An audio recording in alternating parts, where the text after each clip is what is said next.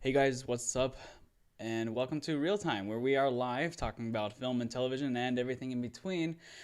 Today, we're going to be talking about one of my favorite techniques of special effects, visual effects that's used in film, and that's the clone effect. Let's talk about it.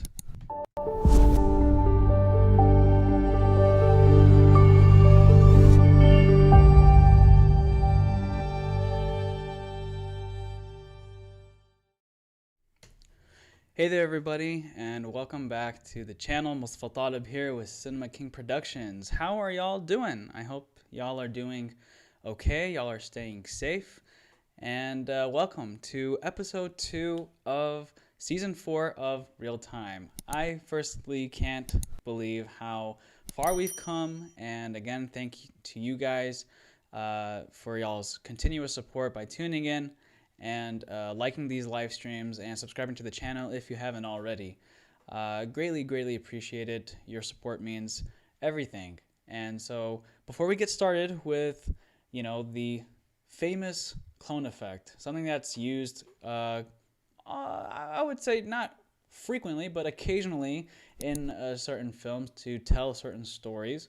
I first want to give a couple of shout outs. Firstly, happy pre-Martin Luther King Day. A lot of great films depicting the great civil rights activist life in so many different aspects. I know there was a TV show back in the, I think, 2000s about his life, and then there was the very highly acclaimed movie Selma, and a few others as well. So happy Martin Luther King Day, which is tomorrow, and two birthdays today, which I think are incredible. Firstly, I believe, one of the greatest actors of our time, who's always managed to put a smile on our faces, especially in times when we were feeling down and lonely. Today he turned 59 years old, and that is the great Jim Carrey. Give it up, ladies and gentlemen. Happy birthday. Yes. One of my favorite childhood actors, alongside, Robin Williams and a few other greats who were great comedians and just knew how to make people laugh. Jim Carrey, iconic roles, going from Ace Ventura to The Mask to The Grinch to Lloyd Christmas and Dumb and Dumber, and the Truman Show. Right? You want to talk about range? Going from that to that. I mean, he was pretty much always in the comedic realm, but he did go into some dramas as well, and I think that shows how greatly skilled he is as an actor. But yeah, great actor, comedian, impressionist. I would also add in there because he started off doing comedy, and as part of his routine, he would do numerous impressions of different celebrities. Of course, his famous Clint Eastwood from The Good, the Bad, and the Ugly. Just that huge squint that he likes to do, along with a plethora of other characters in the film industry. So his birthday's today, so happy birthday, Jim. And secondly is the people's champ, not just the champ in the boxing ring, but also a champ in people's hearts, and that is Muhammad Ali, Allah yarhamu. Sorry, we are getting some really bad signal here. Wow. Okay, we're okay? Nope, we're still bugging out. We're bugging out. Okay, we're okay. We're all right. All right, I think we're okay. But yes, Muhammad Ali, Allah yarhamu. May God be pleased with him. What a great man. I believe he was turning 79 today, if I'm not mistaken. If y'all have any comments, questions, concerns, or whatever, let me know in the live chat. I'll be looking over. If you want to say what's up, say what's up. If you want to correct me of any facts that I'm trying to spit here, let me know. Greatly appreciate it. So yeah, two of humanity's great contributors. It's their birthday today, so another round of applause for Muhammad Ali.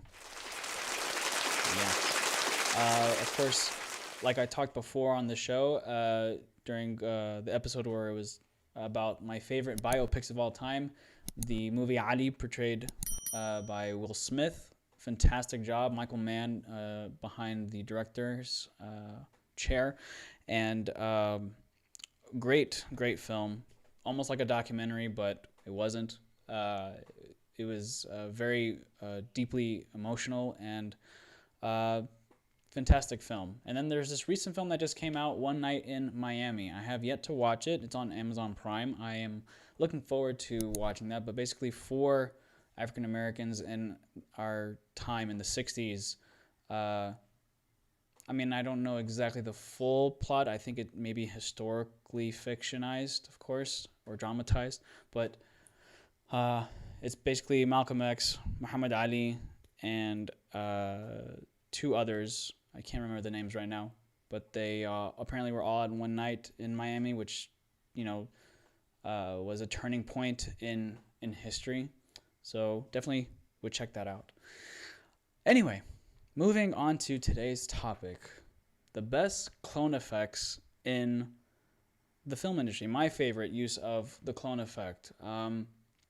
This has been a technique that has been around for over 100 years, literally. The guy who did it, I can't recall his name, but basically, the way films were produced in the past, right? You have your film stock and loaded in the camera, and you take an exposure, and and that's how you capture motion. And then you play it back, and then voila, you have motion picture.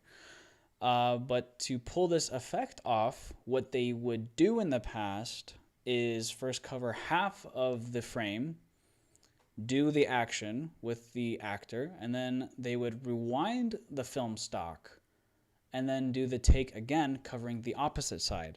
So that way, when they played it back, it would be basically the clone effect, which is what essentially you kind of do nowadays. But in the digital world, it's a little more simpler than that. Basically, in post-production, you take the same shot, whether being a static shot of the camera being on a tripod, and you just split the screen, and then you have the same actor playing two different characters in the same frame, sharing the frame, as you will, if you will, and it's just something really interesting to observe.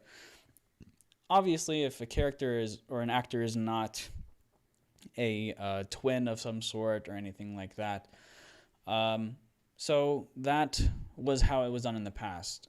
But of course, to sell the effect even more was to add camera movement, and this was not done, I don't think, and I think it was genius the way they included it, which was with Back to the Future 2, and of course, using this effect was okay. I'm sorry, guys. The capture card is bugging out real quick.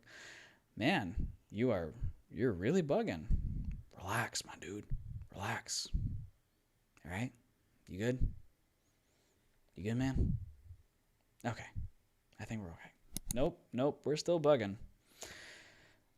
Ya Allah, we are bugging. Come on, boy. Come on. It's okay. You're okay. You good? You all right? Okay. Nope. Wow, this is really bad. This is really, really bad. And I think it has to do with the HDMI 1. Give me a second, folks. Let me try to fix this right now.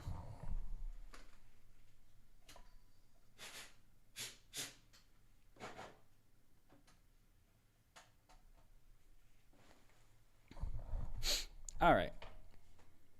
There we go. Alhamdulillah. We're good. We're rolling. All right. Anyway, so like I was saying before, I was rudely interrupted by technology. It was Back to the Future 2 when ILM invented a new camera to film your scene with a camera movement that was robotic to replicate exactly all coordinates and all different elements of the shot. So that's including the focus of the camera. That's including the placement of certain things in the frame. You added certain rods. I forgot the name of the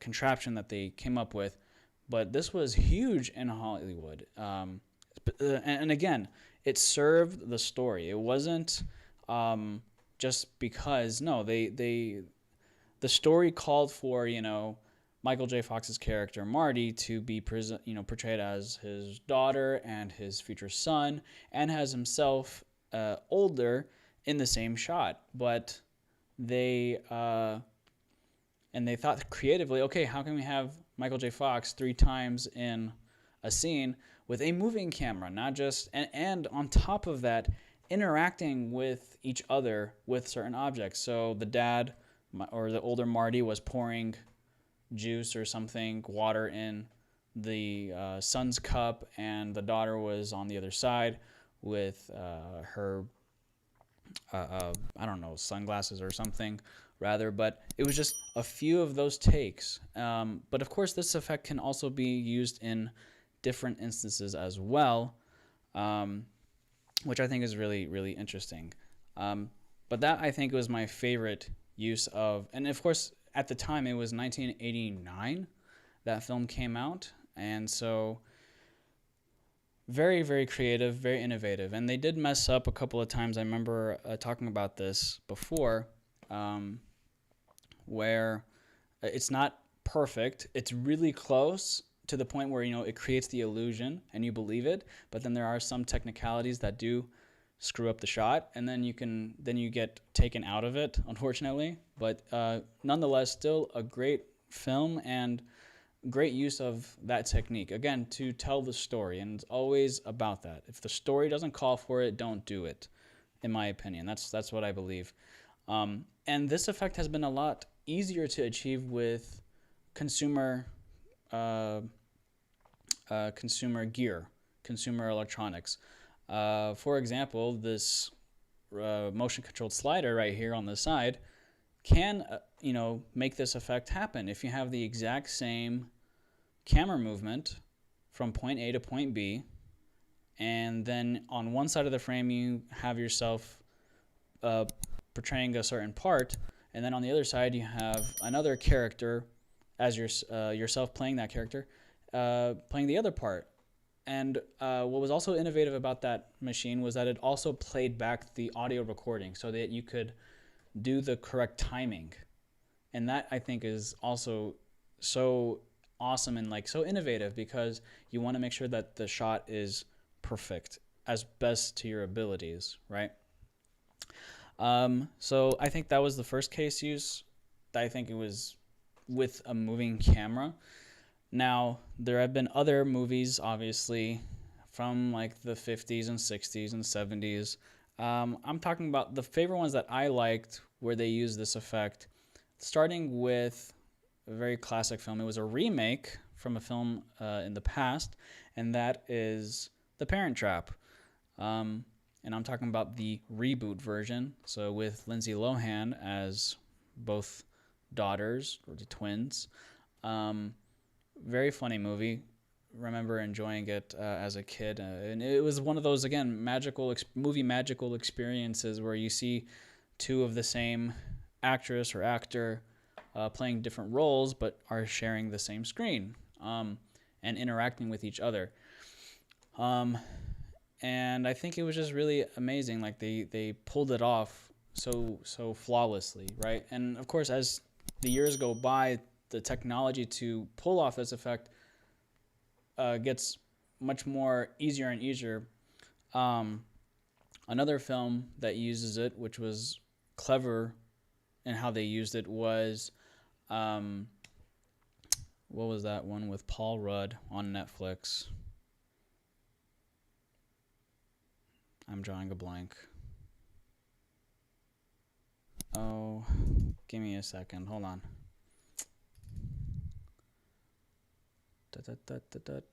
Yes. It's called Living with Yourself. The one with Paul Rudd on Netflix. I think it was a show. Like it went for one season. Great way of hiding it. They perfected everything. The lighting, the camera movements. And then what gets more interesting is when the two characters fight each other. They get into like physical combat with each other. And it's like so remarkable how they make it fit and work so easily and so flawlessly, and they sell the effect that yeah, it's Paul Rudd versus Paul Rudd in this fight.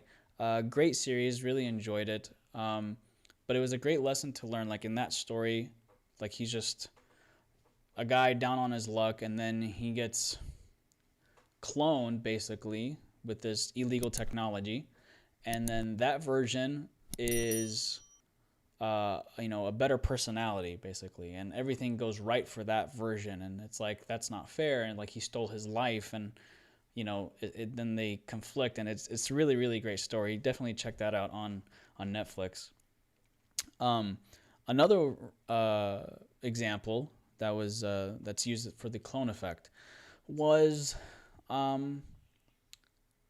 the movie Legend with Tom Hardy portraying the two brothers, twins, English gangsters. I believe it was also in the 1960s or 50s.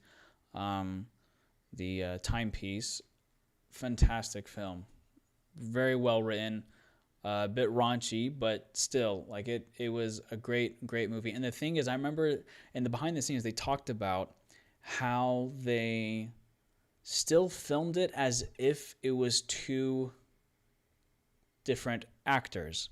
Not necessarily, we're limited to using Tom Hardy to portray himself twice, but rather they approached the film as if it was going to be two separate actors. And it just so happened that, yeah, there were some shots where it's both of them, or rather both of him in the same shot, and they worked their way around that. And this transitions me into the advanced uses of using or doing the clone effect. Sometimes they would cheat in that to achieve the shot, where they would have a stand-in and they would do like a face replacement of the actor originally. And so like it'll be a CGI face put on the stunt double or whatever. Especially in that movie, there was also a fight scene between the two brothers, Tom Hardy versus Tom Hardy, and like how do they pull it off? And there actually was not a lot talked about, but I think they did mention that yes, they did manage to have Tom Hardy play both roles in certain points of view or perspectives or angles, but then they also did a little bit of CGI enhancement to make it more smooth, I think. And I think they did a great job doing that. Another example of that, cheating, if you will, is it was in the movie Logan. And I was so surprised at how often actually they used a head replacement for the stunt guy to do some of the stunt work, right? They used the stunt man in the main frame, and because it was on a close-up or something, they replaced it with a digital version of Hugh Jackman's head as Wolverine. And of course, there's that one shot where the current Logan... Okay, I'm really annoyed with this bugging out, man. Come on. Chill. I'm going to wait for you. I feel like I'm in a classroom. Oh, thanks, Apple Watch. Even though I've been sitting, I got my move goal. Thank you. Okay, I think we're okay. Nope. No. Okay, there we go. Nope. No. Yes. I can't tell. Sometimes just gotta go rolling with the punches. Come on. And okay. Anyway, the movie Logan, yeah.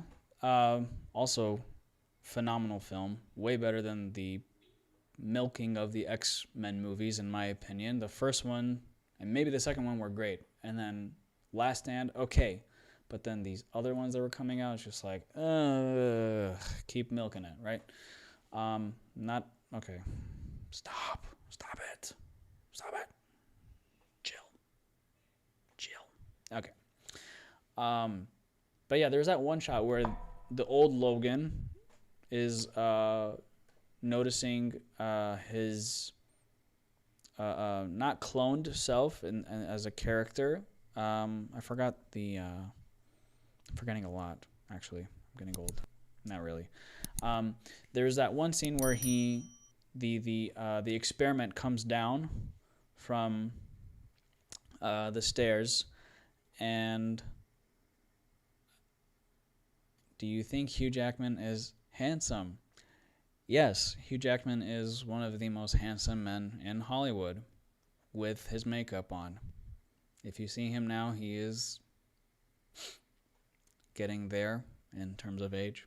Anyway, yeah, so you see the experiment version coming down the stairs. It's a much younger version, and that was completely CGI, but you believed it because at that point, I mean, CGI artists, VFX artists are nailing the lighting scenarios in the scene of a movie whenever they have to do a visual effect that it's so flawless you cannot tell that it was completely CGI. And I think that was amazing, and how he was looking at himself, or not himself, but they were looking at each other walking, and it's just like you can't tell which one's the CGI version, which one's the real version, or was it like all these thoughts just immediately go through your mind when you're watching it, and you're just like, I'm at that point you're just amazed, and that's how they did their job correctly, because you're just completely amazed at the amount of work to perfect it and make it amazing. Another example, which I thought was fantastic, was in Christopher Nolan's The Prestige, also with Hugh Jackman, but also Christian Bale. And obviously Christian Bale does not have a twin, neither does Hugh Jackman, but spoiler alert, if you have not watched The Prestige, leave now. If you have not watched The Prestige, leave now. I'm about to say a big spoiler. Basically, in the movie, they were partners in the beginning of the film, being magicians, doing the same acts together, but then they became into very, very harsh they got into very harsh competition. But the thing is, Christian Bale's character pushed it even further by living his life, right? It went outside of the stage, basically. And so and what you find out later at the end of the movie, to pull off a trick was to use an identical twin that Hugh Jackman's character did not know he had. And so they would be switching places in life, not just in the act. And so that's what made it so much more deep and emotional and almost crazy to think. And of course, they had a few of those shots. And that's what I think sold it much better, is the fact that they did not elongate the shots where they used the clone effect. They used it just the right amount to sell it to you. And that was just brilliant. And I loved it. So there's a point in the story where Hugh Jackman's character is trying to figure out how does Christian Bale's character do it, right? This one trick where he enters a door on the stage on the left, throws a ball, and then there's another door on the other side and opens, and then he reappears and grabs it. Like, how does that happen? And practically, yes, you have a second person, namely an identical twin.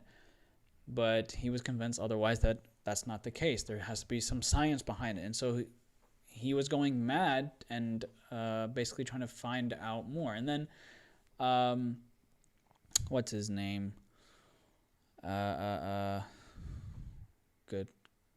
Goodness, what was his name?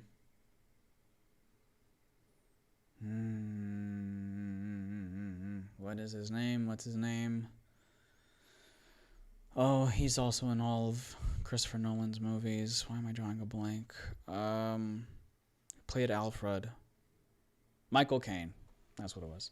So when Michael Caine's character suggests to Hugh Jackman's character, hey, why not find a double? Somebody who looks like you. And it just so happened that they found somebody. And it was obviously Hugh Jackman again, just has a different character. Um, and he looked slightly different, a few prosthetics here and there that make him slightly look different, but they had those few shots where he was, when they brought him in and Hugh Jackman was observing this character, this double for him, and they have that quick shot of the Steadicam. I don't know if it was a Steadicam or if it was a robot arm, but it was just so perfect and flawless, having both Hugh Jackman on both sides of the frame looking at each other and circling, and it was just like, wow. Like, it's those few instances that make it believable, and you could say magical. It was just amazing. Actually, we got another question here. Have you ever done CGI? I have done a little bit of VFX work, not necessarily human, but I do like to do some integrating of CGI into live action, namely like, titling or some visual effects. I did a recent project for a local Museum of Illusions and inserted fake snowflakes and snow because Santa was coming to town. So that was a lot of fun. But I like doing those types of VFX. But I also like to be as practical as possible on set and reduce the amount of CGI, if any. I've done lightsaber work before. Like most people who are entering VFX, it's one of the first things to get into when you're entering the industry or trying to learn, is to recreate the lightsaber effect from Star Wars. Great stuff though. Anyway, that was The Prestige. Another not classic, but actually it is a classic film in my opinion. That uses the clone effect, but it was they used both techniques, the digital replacement and also the cloning effect. So they had, and I'm talking about the film The Social Network, the fictional story of how Facebook came about, with Jesse Ellenberg playing Mark Zuckerberg. But then you had, of course, the antagonists of the film, the Winklevoss Twins. I forgot the actor's name. A well-known actor, but of course there's only one of him, and so they had to duplicate him. David Finch was the director behind it, and same technique that they used some angles, having a stand-in, and then they would do the take again, and then they would have just a readout, for in terms of timing to make sure that it fit. But they also filmed it so that it would be like a normal film, not because it's a twin, a cloning effect. Let's surround the film around this idea. No, rather it's okay. Let's film it, and it just so happens that there are going to be some cloning effects in it because the story calls for it, right? We have Army, what's his name? Army something. He played the twins. Great actor, and great job doing the role, playing both brothers.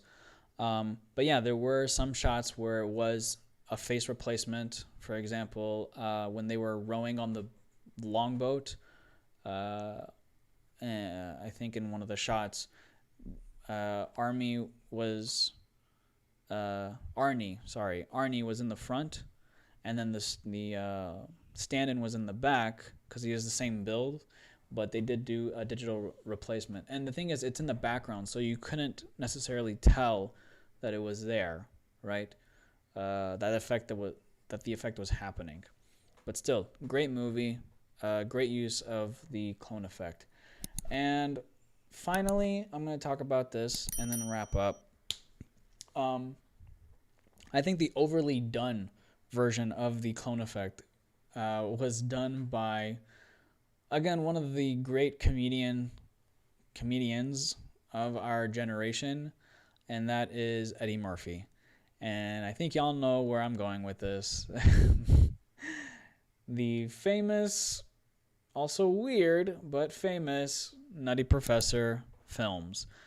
Always does Eddie Murphy find himself, like, this is like his trademark in some of his, I would say a good part of his films, where he plays multiple characters in a scene, and sometimes they would use the clone effect, sometimes it would just be simply, a regular take, and they would just like film all one side of the scene with his makeup on for one character here, and then another for another, and then blah blah. Like, they just went back and forth. So like, it's a lot of work. It's a lot of planning and production. Like, these types of shots are not so easy that people, think, oh, I can do that. It is becoming a lot easier with the tools at our disposal. Like, for example, a quick little tangent, but also a mini tutorial here.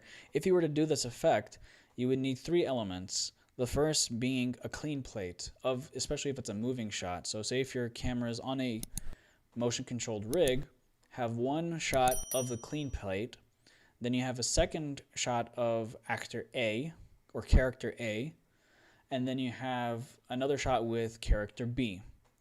And then you would have to time it and just make sure they all line up relatively the same. And then you would have to also time it in terms of, okay, the position of the camera is here, what am I saying, and then how am I being reactive to it. And then again, like, you have to be smart about how are you going to film this, right? So that you sell the effect that, yeah, it's the same actor, but how do they, in the back of the mind, there's always going to be that subconscious thought of, how do they do it? How are they pulling this off? And then when they release the behind the scenes, then you're going to go like, oh, it's a lot more simpler than I thought. But it is a lot of work. It's a lot of planning. So yeah, back to The Nutty Professor. Funny movie. And of course, a trademark of Eddie Murphy is to play multiple characters in the same scene. And so he plays himself as, how he normally looks. And then you have the different versions of the Clumps, the family. And so you have Sherman and the grandma and the brother and the uncle and the father and this and that, and like all that together. And then of course it becomes widely popular. Then he did a second one, and then all his other films, Coming to America 1 and then Coming to America 2 just recently came out, I think on Amazon Prime as well. He does the same thing over again, playing the same characters, or rather Eddie Murphy playing different characters in the same scene. And sometimes it's clones, sometimes it's not. And it's just part of the story, right? Storytelling. But what's funnier is in the movie Tropic Thunder, Jack Black's character makes fun of Eddie Murphy's, trademark of, multiple characters of the same actor in a movie, where basically, how do I say this? I mean, yeah, he's making fun of the whole series and genre, the same actor replicated multiple times, and they obviously use the clone effect as well. I remember it was in that fake trailer in the beginning of Tropic Thunder. Very funny, one of my favorite movies of all time. But anyway. Let's see. Is there anything else? Let me know in the comments as well what y'all's favorite use of the clone effect is. I'm sure a lot of people who have entered also the VFX world, whenever they want to learn about filmmaking and doing special effects, have come across, trying to do the clone effect. And of course, to sell it even more is when you add camera motion, and this technology is a lot more accessible than it has been in the past. Where you can add complex camera moves to have the same actor and actress play different roles in the same shot, and it's believable because they interact with one another, and it's flawless. It's amazing.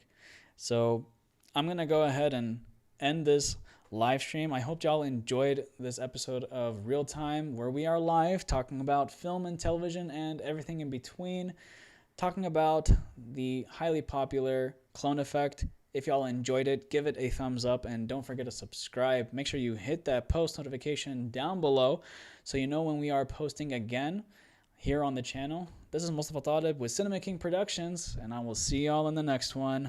Peace out.